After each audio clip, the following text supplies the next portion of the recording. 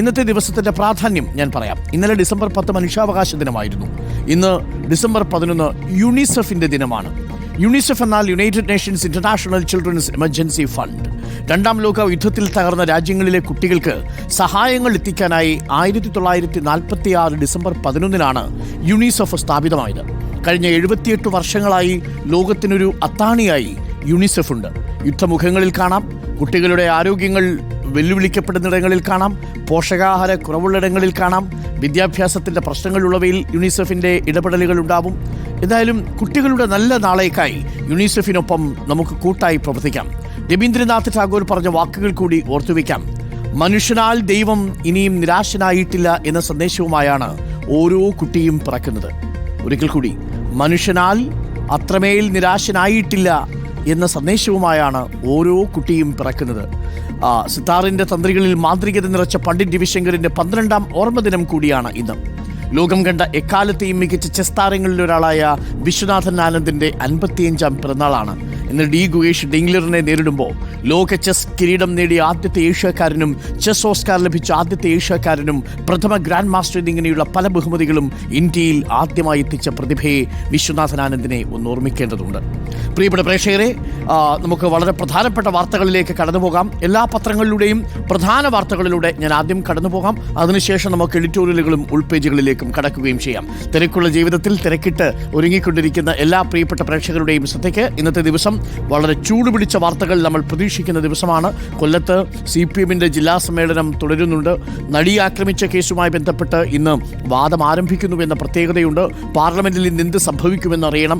India മുന്നണിയിൽ അപശബ്ദങ്ങൾ കേട്ടു തുടങ്ങി. അതൊരു പൊട്ടിത്തെറിയിലേക്ക് എത്തുമോ തുടങ്ങിയ ഒരുപാട് സാധ്യതകളുണ്ട്. റിപ്പോർട്ടർ തന്നെ കൊണ്ടുവരുന്ന വളരെ പ്രധാനപ്പെട്ട ചില ബ്രേക്കിംഗ് വാർത്തകളുണ്ട്. എല്ലാ വാർത്തകൾക്കുമായി പ്രിയപ്പെട്ട പ്രേക്ഷകർ തയ്യാറെടുത്തുകൊള്ളുക. അപ്പോൾ നമ്മൾ തുടങ്ങുന്നു പതിവ് പോലെ പത്രവിശേഷങ്ങളിലേക്ക്. Let's go.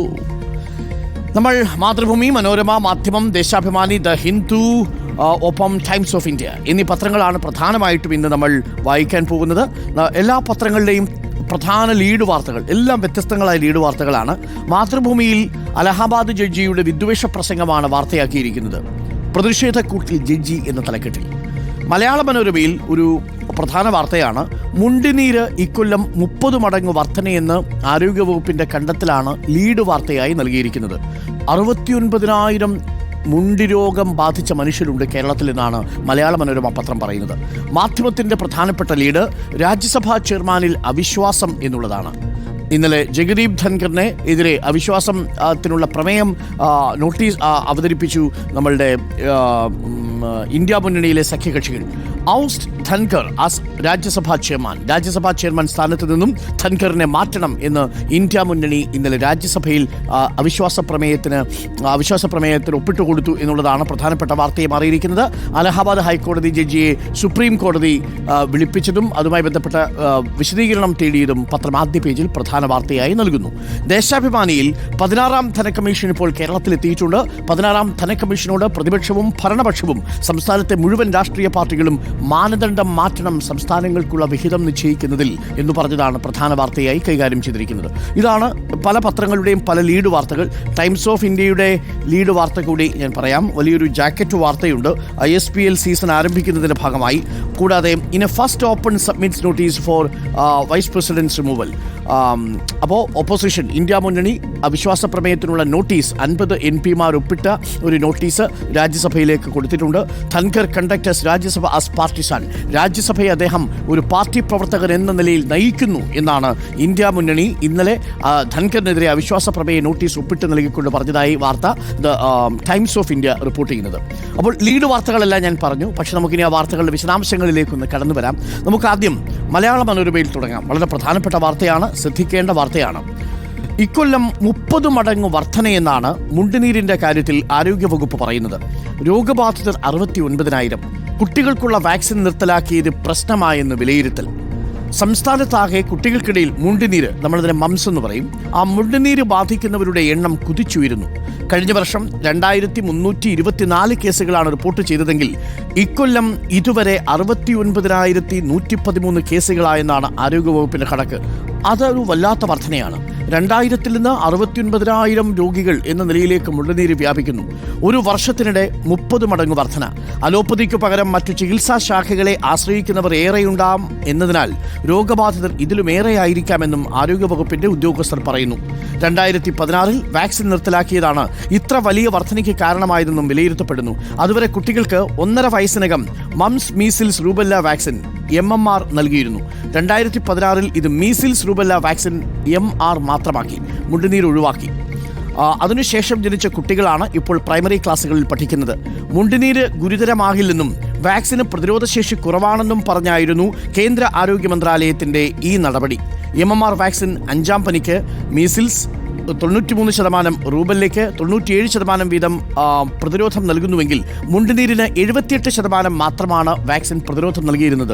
ഇതാണ് ആ വാക്സിൻ പിൻവലിക്കാനുള്ള കാരണം. പക്ഷേ ഇപ്പോൾ മുണ്ടുനീരിൻ്റെ കാര്യത്തിൽ 10 മടങ്ങ് വർധനയുണ്ടായിരിക്കുന്നു എന്നുള്ളതാണ്. 30 മടങ്ങൊക്കെ വർദ്ധിക്കുക എന്ന് പറഞ്ഞാൽ ചെറിയ കാര്യമല്ലല്ലോ.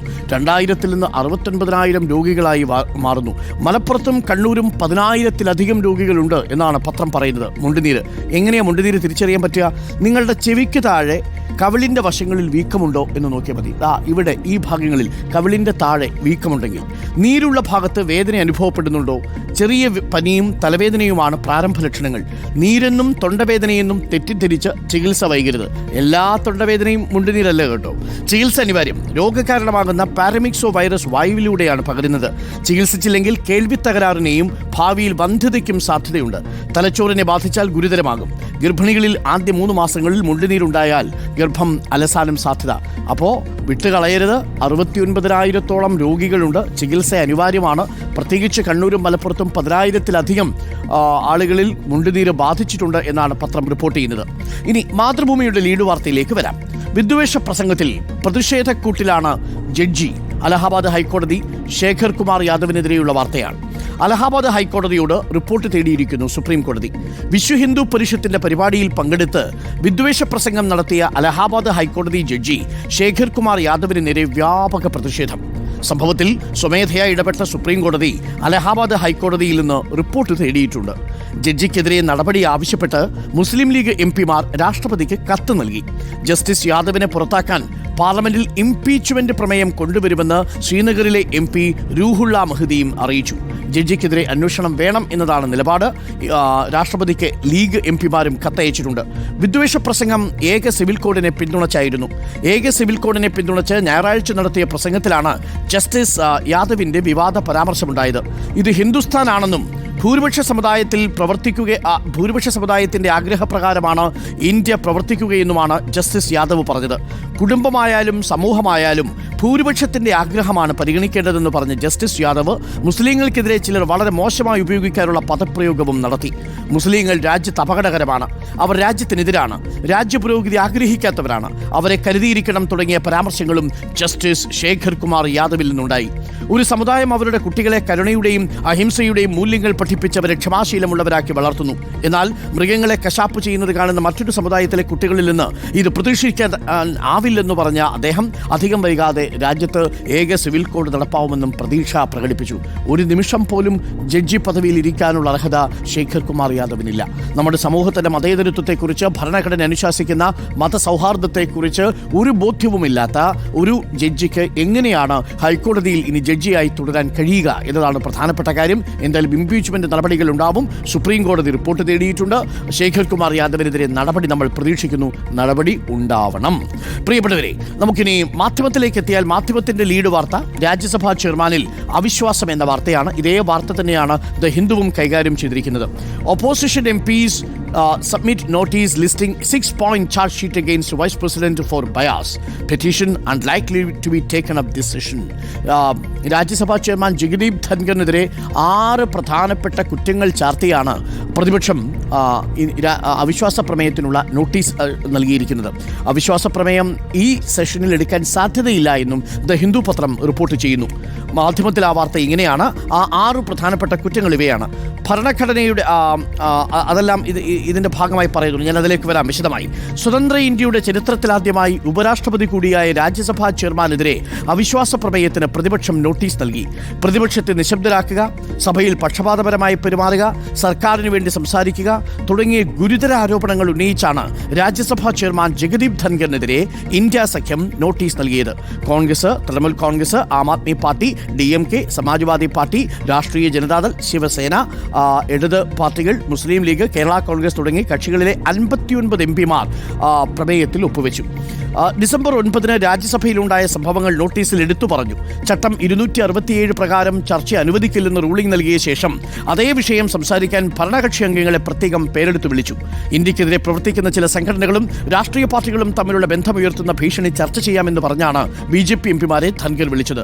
പ്രതിപക്ഷം സംസാരിക്കുമ്പോഴെല്ലാം അവർക്കെതിരെ മോശമായി പ്രതികരിക്കുകയും ധൻഖറിന്റെ ഒരു രീതിയാണ് എന്ന് പറയുന്നു. അതുകൊണ്ടാണ് ഈ 6 പ്രധാനപ്പെട്ട കുറ്റങ്ങളടങ്ങിയ ചാർജ് ഷീറ്റ് മെമ്മോ ഇപ്പോൾ നൽകി അവിശ്വാസ പ്രമേയത്തിലുള്ള നോട്ടീസ് അവതരിപ്പിച്ചിരിക്കുന്നത്. നമ്മുടെ രാജ്യത്ത് ഇത് ആദ്യമായിട്ടാണ് രാജ്യസഭയുടെ ചെയർമാനായ വൈസ് പ്രസിഡന്റിനെതിരെ രാജ്യത്ത് അവിശ്വാസ പ്രമേയത്തിന് MPമാർ നോട്ടീസ് നൽകുന്നത്.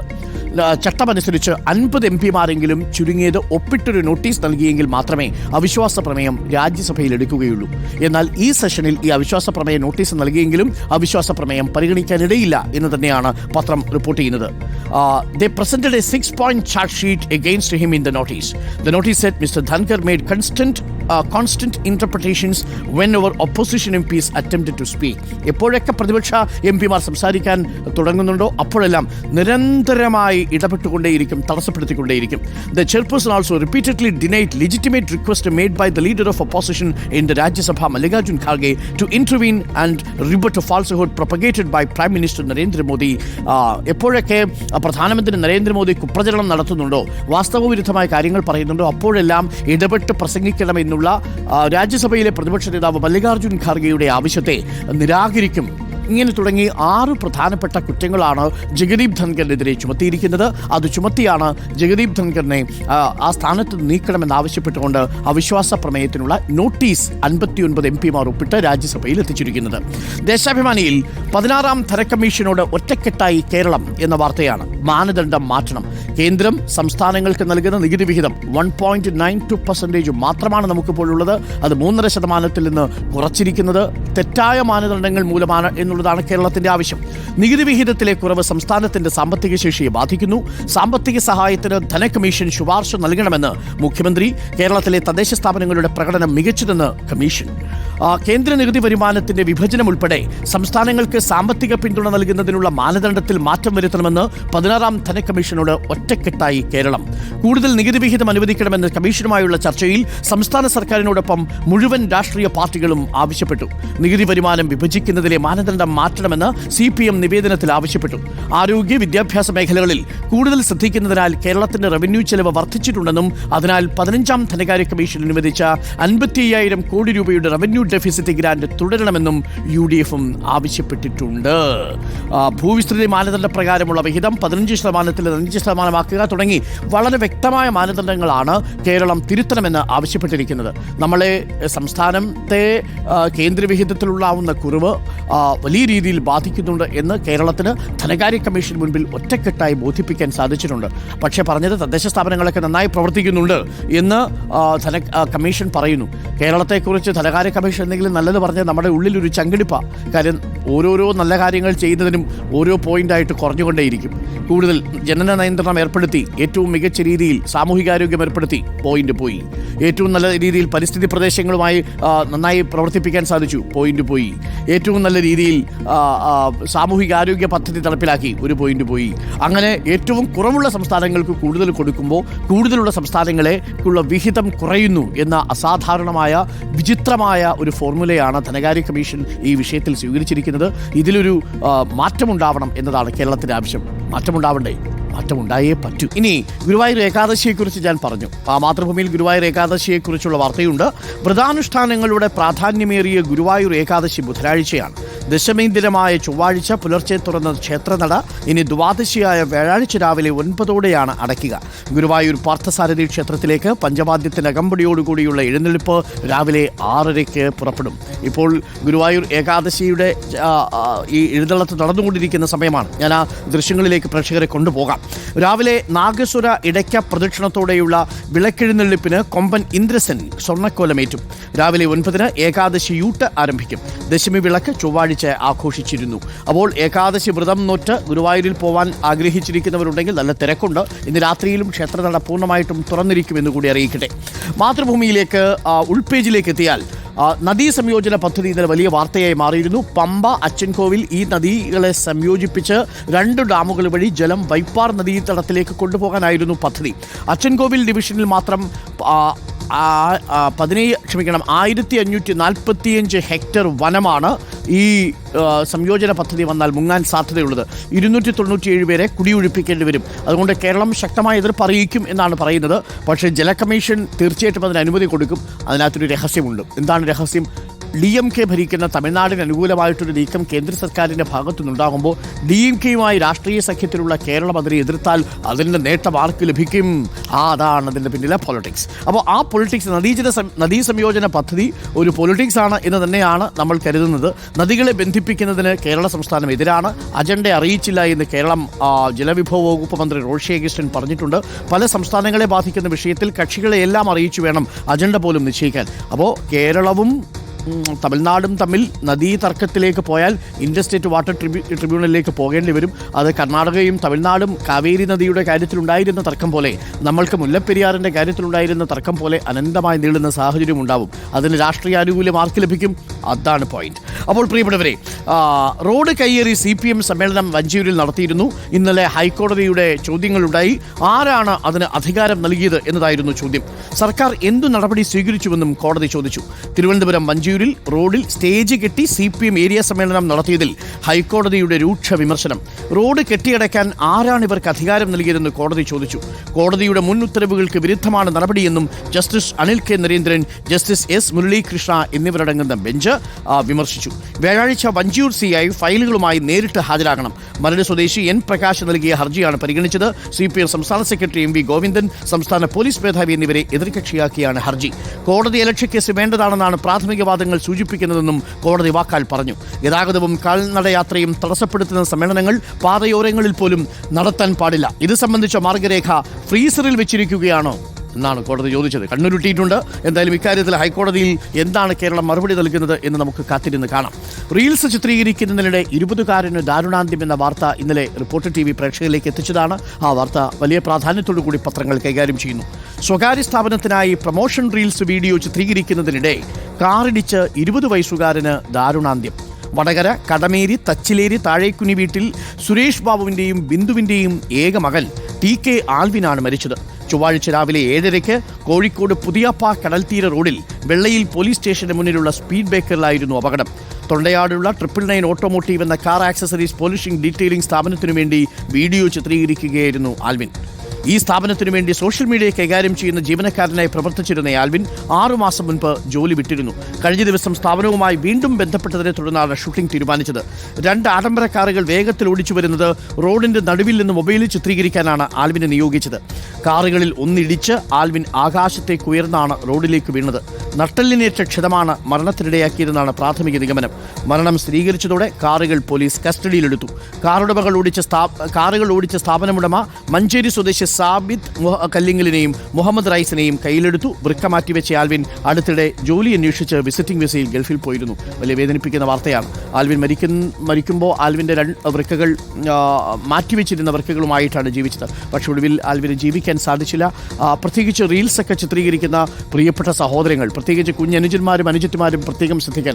അപകടകരമല്ലാത്ത സാഹചര്യങ്ങളിൽ മാത്രമേ പ്രിയപ്പെട്ട പ്രേക്ഷകരെ നിങ്ങൾ റീൽസുകൾ ചിത്രീകരിക്കാൻ ഇറങ്ങാവൂ. ഇല്ലെങ്കിൽ ഇതേപോലെയുള്ള അപകടങ്ങൾ ഉണ്ടാവും. പ്രത്യേകിച്ച് നടു റോഡിൽ വാഹനങ്ങൾ പോകുന്ന ഇടങ്ങളിൽ, ചെങ്കുത്തായ മേഖലകളിൽ, കുന്നിൻ്റെ അടിവാരത്ത്, കടൽ തീരത്ത്, പാറക്കെട്ടിൻ്റെ മുകളിൽ, ചെങ്കുത്തായുള്ള ഏതെങ്കിലും നദിയുടെ തരയിൽ ഒഴുകുന്ന നദിയുടെ കരയിലുള്ള പാറക്കെട്ടിൽ ഇവിടെയൊന്നും, അതേപോലെ വന്യജീവികളുടെ മുന്നിലൊന്നും നിന്ന് നിങ്ങൾ റീൽസ് എടുത്ത് ിലിട്ട് താരമാകാൻ ശ്രമിക്കരുത്. ചിലപ്പോൾ താരമാവുന്നത് താരകമായിട്ട് അങ്ങ് മോളിപ്പോവും എന്നുള്ള കാര്യം പ്രേക്ഷകർ മറക്കരുത്.